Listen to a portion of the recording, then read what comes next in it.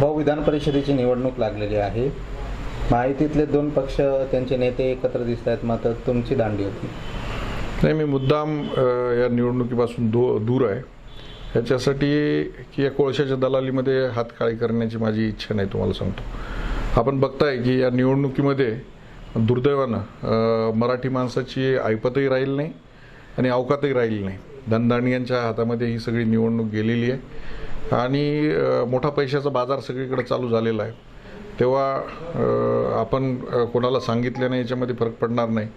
सर्वत्र पैसे घेतल्याशिवाय कोणी मतदान करणार नाही आणि कोणाबरोबर बसावं हा सुद्धा प्रश्नचिन्ह आहे. ज्यांच्याबरोबर आज बसलो ते उद्या दुसऱ्या दिवशी विरोधी तंबूमध्ये दिसायला लागलेत.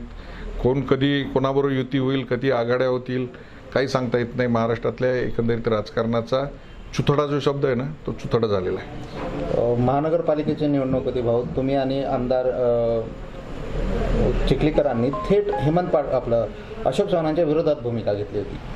मात्र आता चिखलीकर अशोक चव्हाणांसोबत आहेत, चव्हाण त्यांच्या घरी जात आहेत, पत्रकार परिषद घेत आहेत. मी तेच सांगितलं ना की कोणावर विश्वास ठेवावा आणि कोणाबरोबर बसावं हे प्रश्नचिन्ह निर्माण झालेलं. आज आमच्याबरोबर बसलेली माणसं उद्या कुठं असतील हे सांगू शकत नाही.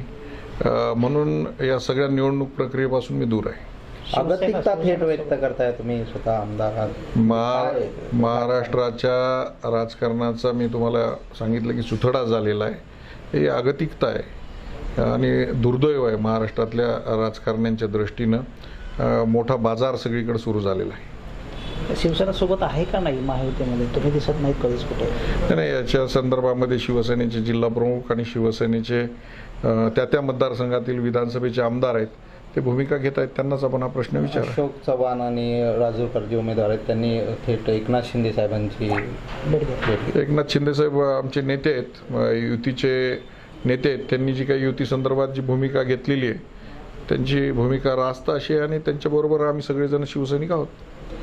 शिवसेनेच्या खासदाराच्या मुलाला तिकीट मिळाले अमर राजूरकरांच्या विरोधामध्ये, कृष्णा पाटलांना. काय वाटतं, कशी लढत होईल? काय तिकीट? मला वाटतं की पक्षाचं ते तिकीट नाही आहे. त्यांनी अपक्ष उमेदवारी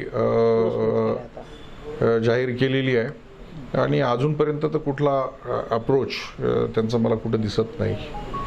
लढत होईल का मग एकतर्फी? मला वाटत नाही नांदेड जिल्ह्यामध्ये काही लढत होतात. केवळ बार्गेनिंग पॉवर वाढवण्यासाठी इथं उमेदवारी अर्ज दाखल केल्या जातात, उमेदवारी अर्ज विड्रॉल केल्या जातात, मोठा याच्यामध्ये सगळा व्यवहार होतो. हे सगळं नांदेड जिल्ह्याला माहिती आहे.